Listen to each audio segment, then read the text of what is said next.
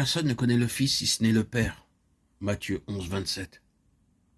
Mais lorsqu'il plut à celui qui m'avait mis à part dès le sein de ma mère et qui m'a appelé par sa grâce, de révéler en moi son Fils, Galates 1, 15, 16. Je regarde toute chose comme une perte à cause de l'excellence de la connaissance de Jésus-Christ mon Seigneur, Philippiens 3, 8. Ainsi, je connaîtrai Christ, Philippiens 3, 10. Nous ayons fait connaître le mystère de sa volonté selon son bon plaisir qu'il s'est proposé en lui-même pour une dispensation de la plénitude des temps, de réunir toutes choses en Christ, Éphésiens 1, 9, 10. Ce fragment du verset 10 est la parole qui gouverne notre méditation, toutes choses en Christ. Ces versets parlent par eux-mêmes. En écoutant la voix intérieure de l'Esprit dans ces fragments de la parole divine, nous commencerons sûrement à percevoir quelque chose d'une signification, d'une valeur et d'un contenu extraordinaire. Nous devrions nous sentir comme des personnes venues aux portes d'un nouveau royaume plein de merveilles inconnues, inexplorées, inexploitées. À l'entrée même de ce royaume, nous sommes confrontés à une déclaration qui est propre à nous arrêter net pour le moment. Et si nous approchons avec la pensée de savoir, de posséder déjà quelque chose avec un sentiment de contentement, de satisfaction personnelle ou avec un autre désir que celui de tout connaître, alors ces mots « personne ne connaît le Fils si ce n'est le Père » devraient immédiatement nous donner un coup d'arrêt. Peut-être pensions-nous connaître quelque chose au sujet du Seigneur Jésus et que nous en avions la capacité, que l'étude, l'écoute et d'autres formes diverses d'application et d'activité personnelles pourraient nous amener à une connaissance. Mais il nous est dit au départ que personne ne connaît le Fils si ce n'est le Père. Tout ce que le Fils est renfermé dans le Père. Et lui seul sait. Quand donc nous aurons été face à ce fait et que nous aurons reconnu ses implications, nous découvrirons qu'il y a ici un domaine qui est fermé dans lequel nous ne pouvons entrer, pour lequel nous ne possédons aucun équipement. Il n'y a rien dans nos facultés naturelles qui nous permettent d'entrer dans les secrets de cette sphère de Christ.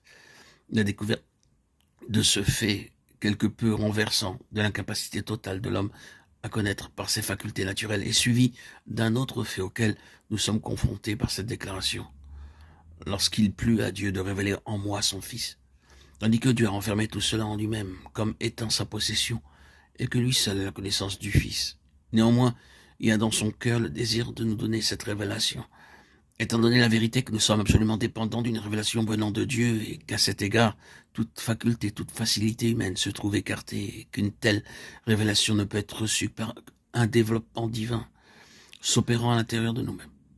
Il nous est rendu très évident que tout procède de la grâce quand nous renonçons à toute confiance dans les œuvres et que nous nous détournons de toute suffisance personnelle, de toute indépendance, de toute confiance dans la chair et de tout orgueil occasionné par nos progrès ou notre approche.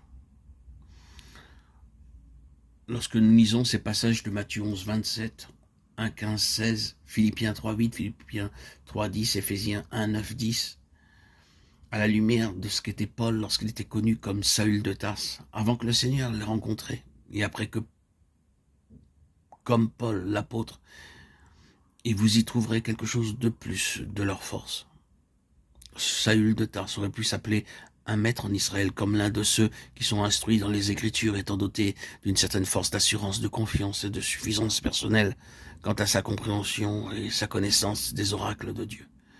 Même quelqu'un comme lui devra en venir à reconnaître que rien de tout cela n'a d'effet dans le domaine de Christ et à se rendre compte qu'il est complètement aveugle, ignorant, impuissant, exclu et qu'il a besoin de la grâce de Dieu pour le tout premier rayon de lumière. Il devra descendre très bas et dire, lorsqu'il plut à Dieu, de révéler en moi son Fils. C'est alors la grâce. Cela a marqué le commencement et pour cette méditation présente, nous sommes en train de considérer la plénitude inexplorée de ce que Dieu lui-même a placé en son Fils, le Seigneur Jésus, de façon réelle et intentionnelle, comme étant l'objet de sa grâce envers nous.